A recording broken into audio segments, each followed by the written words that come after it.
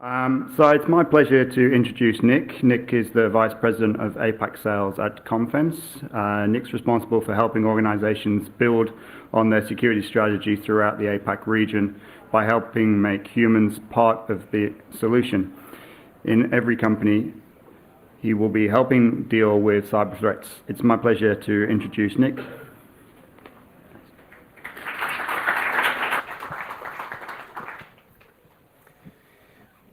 Thank you very much. Just one quick correction. It's Cofence, not Confence, but that's all right. It does look like there's an M in there somewhere.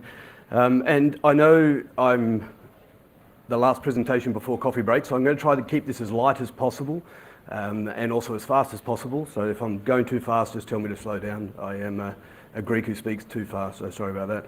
Now, for those that don't know, we used to be called FishMe. We changed our name in February 2018 to Cofence, and we changed our name because predominantly FishMe as a company, we were the first guys to get into the security awareness program. So we were the first company to educate customers, simulate them on phishing type attacks.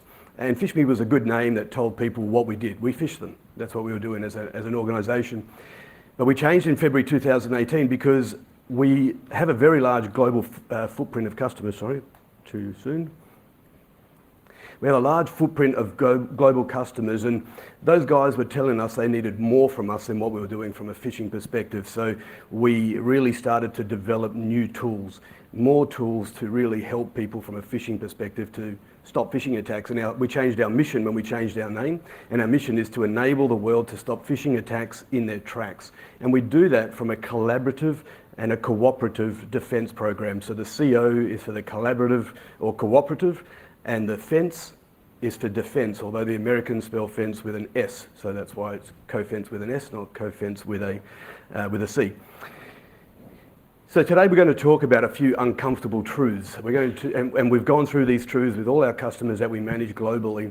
One of the things this slide is telling us, and this is taken from the Verizon Data Breach Investigation Report, and there's lots of reports that say very similar things, that phishing is the % vector for attacks into organizations. So this is saying that phishing and pretexting represent 98% of social incidents and 93% of breaches. But emails are the things that get into our customers' organizations, and they cause those breaches. Now, as mentioned, we talk to a lot of enterprise customers across the world, and because of that, we have good relationships with different stakeholders within the organization.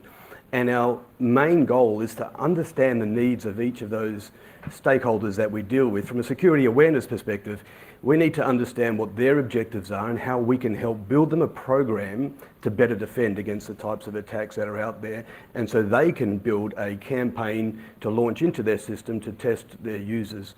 And the CISOs and executives, they really want to stop phishing. So their main goal is to understand why it's happening and where to put the resources within an organization. And obviously the security operation teams, they're the ones that are getting all this information. They need visibility on how to control each of those attacks that are happening in that organization. But we believe there's another stakeholder that is critical to the team, and that's the end user. So that's the people, the staff in your organization. We believe they're a #1 stakeholder to defend against phishing attacks that are coming into your organization. And because of that, we've started to look at some uncomfortable truths, things that our customers don't necessarily want to always admit to, but they have over the last few years. And because they're admitting to them, we're addressing them up front.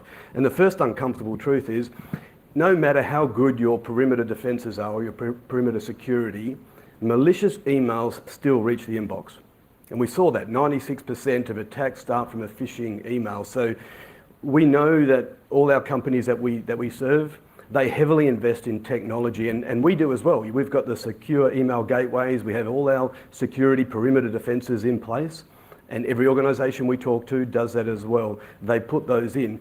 But those technologies really, they do a great job in stopping the known threats that are out there. But phishing attacks are evolving and they're changing so often that sometimes it's not always easy to use just technology to stop these phishing campaigns that come in. If we were to look at the phishing landscape that exists out there, so we run a phishing defense center. So we have a large number of customers that we manage everything for them. So we send out the campaigns, we look at all the emails that they report back, and that goes into our Phishing Defence Centre, which is based in the USA. And that Defence Centre gives us so much information that we can look at and prepare ourselves for the types of attacks. And you know, the phishing landscape as it stands at the moment, there's a lot of different things out there, from a malware, ransomware, Trojans. I mean, ransomware was very popular in Australia about a year and a bit ago, sort of died down a little bit now, but they're still attacking organisations using malwares of different type. Sorry, is my hair okay? The other type of attacks that are out there is a credential phishing, and I heard Trustwave today, they were talking about it's popular, it's out there. Credential phishing is a big attack that's happening in the marketplace, but we're also seeing a huge rise in the spear phishing, or the business email compromise phishing. We're seeing that increase quite significantly. And when we think about those bottom two, the credential phishing and the business email compromise, or BEC attacks, they're really hard to defend against just using technology. So if malware came into your system, it comes with a payload, it comes with information that you can use technology to stop. But these type of emails, when they come in, they look benign, they look safe. They just come in from your normal mail servers, and you think these are easy to deal with, so technology won't stop them. But they're actually very threatening to the organisation. The other thing that we look at when we look at the threat landscape is there's two groups. If we look at that big circle in the middle, there's two types of groups that are causing the most havoc in the market. We put them into two high-level groups. The first one is the organised criminal groups, and they're really responsible for the large crimeware attacks that are happening across the world today, and they're very financially motivated, and they really do those large botnet-style attacks. And they're also selling in the dark web phishing kits and ransomware as a service. So that's the number one group that is targeting organisations today. And then the other side, right at the bottom, is the nation-state sponsored groups. And they're really the groups like the APTs, Lazarus and Cozy Bears, and they're more geopolitically focused in trying to attack maybe even some government espionage type attacks. And now those two groups create the toolbox that exists in the middle. So the middle of our screen there, you can see the different types of tools that the criminals are using to try and attack each of the organisation. Now, we're seeing probably growth in two of those areas. In the probably 11 o'clock area, you'll see file sharing. So this is an attack that we're seeing that's quite prevalent in the marketplace today. So most technologies, as we mentioned, can detect malware. But if you sent a link to a Google Box or Google Drive or a Dropbox or any of those type of file sharing sites that a lot of companies use today, that link will come in because it's a known, it might be a service that you're using. You might subscribe to Dropbox. So if it's a known link, it'll come into the inbox, it'll sit within your user's email, and you might have staff click on that link, therefore creating quite a big attack. And the other one that we're seeing a sharp increase is probably about 3 o'clock, and that's the IP geolocation awareness. And basically that's where they're sending attacks, predominantly malware attacks, that will only work in the geolocation that it's targeted to work in. And we saw an example of that came into our Phishing Defence Centre a little while ago. So that's based in the US, but reporters were reporting an attack from Brazil, and they were sending it to our PDC. And our Phishing Defence Centre were looking at that email. They couldn't really get anything to happen for them because they were based in the US. But everything about that email looked like a fish. It looked like a fish, it smelled like a fish, but they couldn't get it to react in the way that the Brazilians were saying that it was reacting. So then our analyst changed his machine to I think a Brazilian IP address, and then he was able to download that malware, and he was able to see the information in there. It wasn't executing, so that frustrated him a little bit, but he was able to see the malware. He then pulled that malware apart. Inside the malware, he was able to see that it was also requiring a Portuguese keyboard to go along with it. So he changed his keyboard to a Portuguese keyboard, and then that malware executed and did exactly what it was supposed to do. So there's some pretty large attacks that are coming into the market. Now the criminals know that if they just send malware, technology will stop it. Well, predominantly technology will do a good effort in trying to stop it. So they're using this toolbox in the middle to ensure that it's not stopped and it gets through to your user's inbox. So we need to make sure that we stay on top of that as much as possible. And that really brings us on to our second uncomfortable truth, and that's you can't defend against attacks you cannot see. So, if you think about technology trying to stop what's in the marketplace, if it doesn't know, it's not a known threat, or it can't see the threat within there, then it'll get into the inbox. And what we want to do is make sure that the SOC gets visibility of the different types of attack that comes into the inbox. And when we talk about visibility, from a phishing perspective, we're talking about two types of visibility. So we look at it through, we call them lenses. So the one on your left, the blue one, that's threats that already exist outside in the wild. So this is stuff that we know about. We might work with peer groups, we might be in the banking industry or energy industry, and we're talking with peer groups. We know about different ransomware attacks or different types of attacks that are out there, and we stay across those and we do whatever we can to defend against them. But the red lens is the one that we really need to make sure that we are focused on, because the red lens is threats inside the network. This has bypassed everything that you already have in place, and it's reached your inbox. And we call those threats clear and present danger, because this is danger that's in your inbox.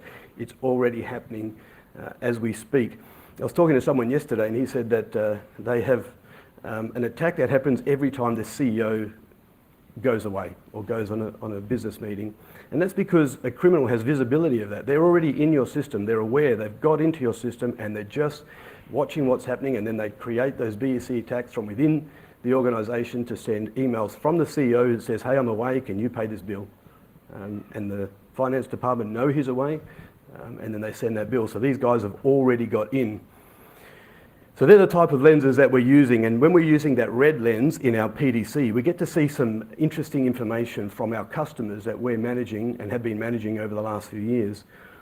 And I mentioned earlier that we are managing those customers through that Phishing Defence Centre, or PDC. So in there we manage about 2 million end user mailboxes. And those mailboxes that we're managing, these customers have been with us for a long period of time, and they're well conditioned to look for what phishing emails are. They're also well conditioned to report that email. So we have a plugin that they can use, and they can report that email. So these are customers that we work with very regularly. They do lots of campaigns. They try and educate their staff as much as possible. If they see something, they know to report it. But even those, we see that when they report it, there's 1 in 7 emails that have been reported that contains a malicious content of some sort. And that's quite scary when we think about it, because it's a significant volume of emails. We've got 2 million end users with emails coming in, and they're reporting as much as possible. So it's a pretty big volume. But the important thing that we need to remember that our PDC is only seeing the emails that have been reported by our customers after technology failed to stop it. So it gets into the inbox and they need to act on it. So whilst technology is doing a great job stopping that volume of coming in, there are still malicious emails making it through to that inbox. So we need to make sure that we make humans more sensitive, or make them part of our sensors within the network to help protect against what's out there. So of those emails, those 2 million odd users that have come in, what have we seen? Well, last year, this is a full year that we saw through our PDC. We saw 55,404 credential harvesting attack emails that have come through. These are the emails that have been reported via those 2 million users. 27,500 campaigns leveraging cloud services. The bottom one is a bit scary because it says 4,152, but I only updated this 2 days ago. The number before was at the end of Q3, and that was only just over 1,100. So we've gone from 1,100 to 4,000 attacks in that BC space in less than 3 months. So it's quite a significant number of attacks that are hitting our customers and then coming through to our PDC. And I'm not trying to bash any technology, but remember, technology didn't grab this on the way through. So companies, they know that there's a problem out there, and they need to understand that they need to put something in place. They need to try and protect against the type of attacks. They need to educate their users. So it leads us on to our next uncomfortable truth. They know that they need to put something in place, but even the best security awareness program in the world will never deliver a 0 click rate. And I want to just pause on that for a sec, because some of our competitors go out in the market and they say, you know, you take our program and you drive your click rate down to 0% and you're saved. Well, you're not saved. Someone will always click or open an email that they shouldn't open. Even if you educate your staff, some staff move on, you bring in new people, you have to re-educate them. By the time you get them recognised, or get them to ability to recognise a phish, it'll still happen. They'll still click on those links. But what we're trying to get companies to understand is this is a real statement. You will never get zero. So what we need to deal with is the real problem. And the real problem is real phish. That's the real problem. The real phish that are making it into your inboxes, not the simulations that we do, not the awareness campaigns that we do. We need to deal with the real phish that make it into that inbox. And we want organisations to understand and agree with us that they are being phished. Regardless of what type of organisation, criminals are going to phish them. And when they're phished, they need to be able to respond quickly. How do I respond to the attack that's just happened into my organisation? And then how do I best mitigate that attack and reduce the risk to my organisation? So that's what we're trying to get companies to understand.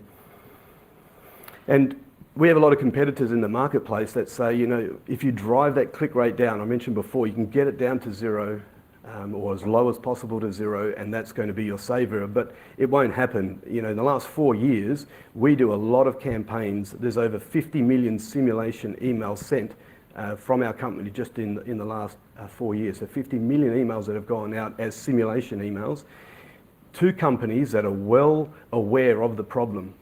And we see that even though the susceptibility rate or that click rate is reducing, it's flattening off over the last years. I think we've started our quarter one, so January, February, March, we're at 11.5%. So it's really just flattening off. So 11.5% of most individuals in companies will click on a simulation attack.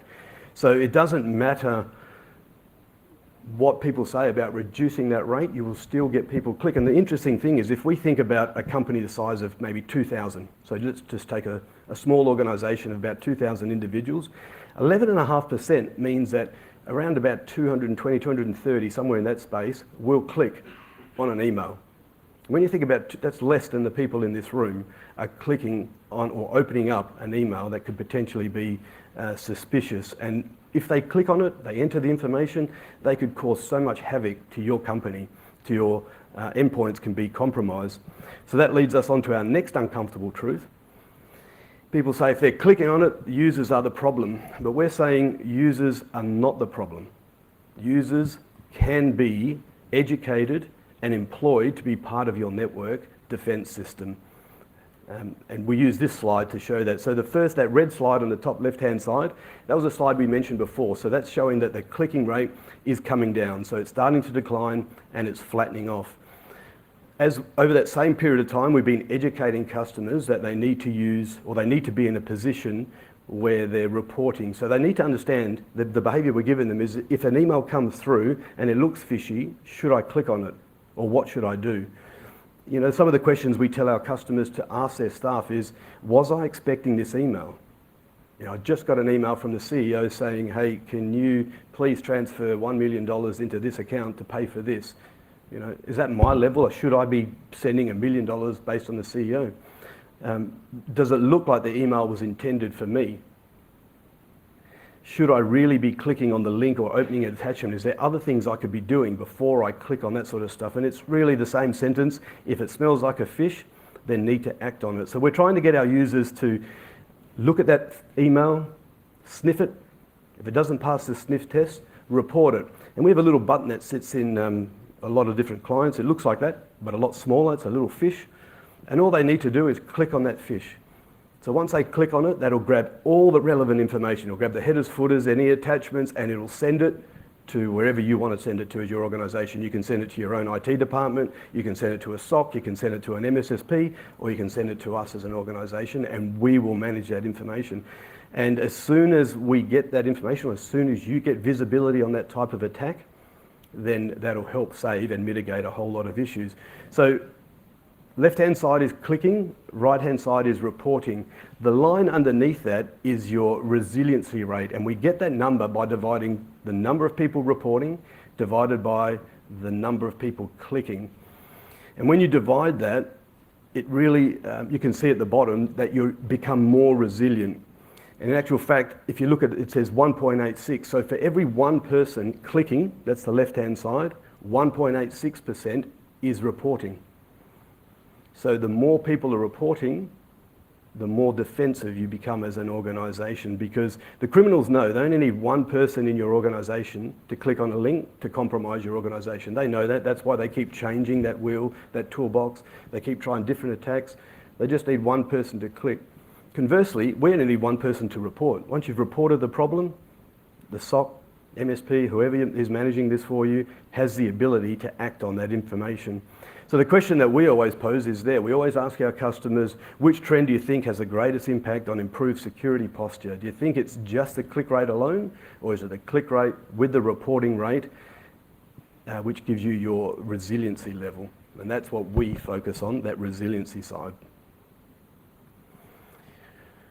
So there's another uncomfortable truth from our perspective, and we're only talking about our customers. Most organisations are unable to effectively respond to phishing attacks. And we know that many organisations we work with, they've got great operational teams and they do a great job in dealing with the different types of attacks that are in the market, but they're not really equipped to understand the types of attacks that are coming in. They know there's a problem, they've created work groups within their organisation to resolve the problem, but they're not really in a position to do that. And having a good phishing defence program in place, there's lots of really good benefits around there. So what we're trying to say is get that collaborative approach. When the executives and CISOs are talking about understanding the risk, get them working with the security awareness teams. Get the security awareness teams working with your security operation teams. Because your security operation teams, when you're clicking reporting, they'll see the real type of threats that are coming into your organisation. So the SOC needs to feed that information back down to your security awareness team, and then they can create campaigns based on real live threats that you are seeing as an organisation. It could be BEC, it could be compromised credential information. But whatever real life threat you're seeing, the SOC will see, they can feed that back to your security awareness team, and then they can feed that back up into the executives and the CISOs to create the resources needed within your organisation to drive the right response. But we are a big believer in engaging the end user and educating them, sorry, I lost my mouse, educating them to report. Because the SOC really can only work on information that they see coming into them. They can only act on when you've sent them that information. And rather than just send standard templates, so here's a template that lots of organisations have pre-built into the awareness program, really bespoke it to ways that are affecting your company. So as we mentioned before, we really want to create a collaborative, collective approach when we're looking at threats that are hitting that inbox. And if we understand the problem and we understand that there's real fish that are coming into your company, remember 1 in 7 in our environment, that for those managed customers are real fishes that are coming into your organisation. So we need the customers to grasp the fact that the real fish is the real problem, and we want to work on that. So if we imagine a fish hits, that's the red part there, is your organisation ready to understand what happens once it's hit? Are your staff trained enough to do the sniff test to really understand, is this a suspect email? And if it is a suspect email, what am I supposed to do? You know, many companies have a process in place, and some people stick it on top of their laptop. So if they get an email, they've got to copy that email and forward it as an attachment and send it to someone. But most users are a bit lazy, so if they see something, they'll just delete it. Deleting doesn't help your company. It doesn't help what you need to do, which is why we created this little fishy button that'll sit in Outlook, Gmail, Lotus Notes, whatever you use. And then you can report all that information directly straight to your SOC team, which obviously helps. So if we were to look at across that journey, the problem is hit, your staff has suspected the email, they've reported the email, then what do you do with all those emails that are coming in? We need to make sure that the users are aware of, your SOC is aware of the different types of emails that are coming in and prioritise the right ones, so you can then move on to the analytical side and understand the problem to then mitigate the problem. And a lot of companies out there, they pen test or they do awareness testing once, maybe twice a year to make sure that, do we have a problem? And 9 times out of 10 they do. But we're saying get a real program in place and fish your customers, as in simulation fish your staff as often as possible, so they become aware of the issue, they report more, and then your SOC can handle that in a much larger system. Because having a system that can cut through all the noise is critical. You know, when you're reporting information into that report button and then it goes into prioritize, are your SOCs capable of reducing the noise? We have a lot of customers that will click on that button purely because they want to manage their inbox, so it's easier just to click on that, it deletes it and moves it on. But that just creates a lot of noise for your SOC. And in actual fact, when we mentioned 1 in 7 emails that come into our PDC are malicious, that means 6 out of 7 that are coming in are not malicious. So that's, again, a big volume that comes through. So you want to have a system in place that allows you to prioritize and reduce the noise. So for the spam email that does make it through, create rules within that system that gets rid of the noise, so you're only looking at the real priority emails. We also need to have a system in place that can recognize the credibility of those people reporting. So one of the tools that we have, let's say I'm a known spam clicker and I'm only sending rubbish through the inbox. I get a status and my status is very low. So every time I report it, when you're looking at the dashboard, they'll go, this clown, he doesn't know what he's doing.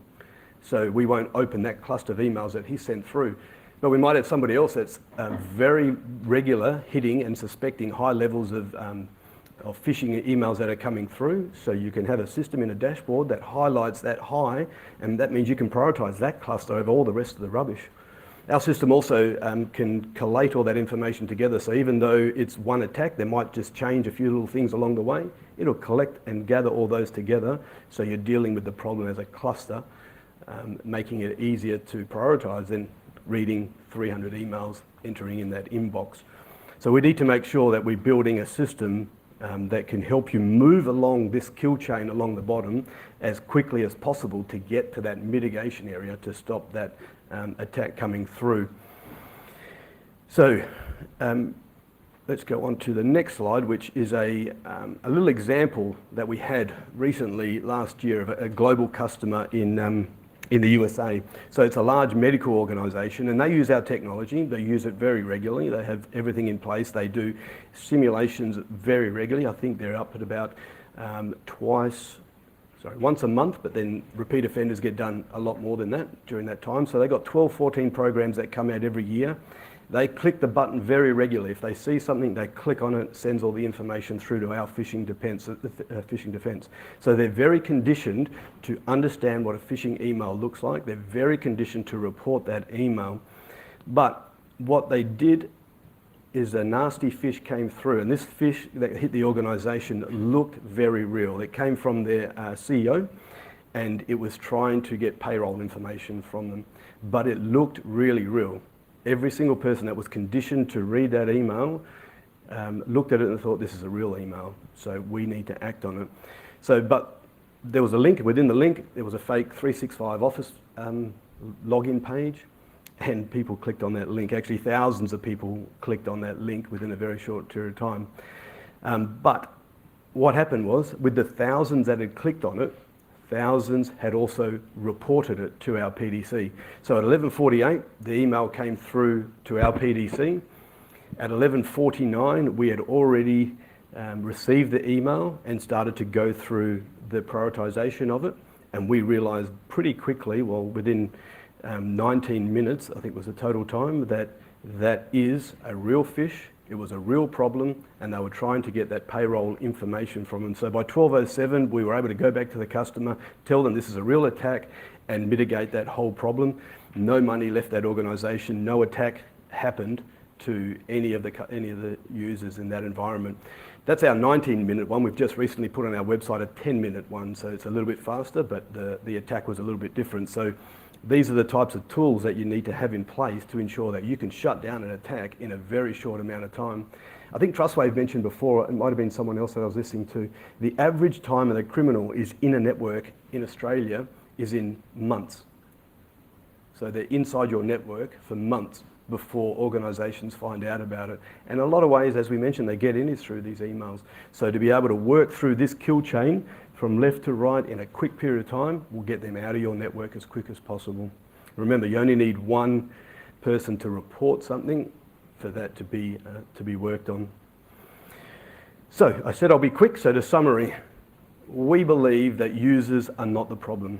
We believe that with the right campaign in place, you can educate and ensure that your staff are completely aware of what the real problem is. And the real problem is that real fish entering your inbox, bypassing all the technologies that you have in place. That's the real problem that we need to address. And having the right awareness campaign, creating a reporting culture, and giving visibility to your SOC in very quick time, you then can create an easily intelligent phishing defense program. Thank you very much.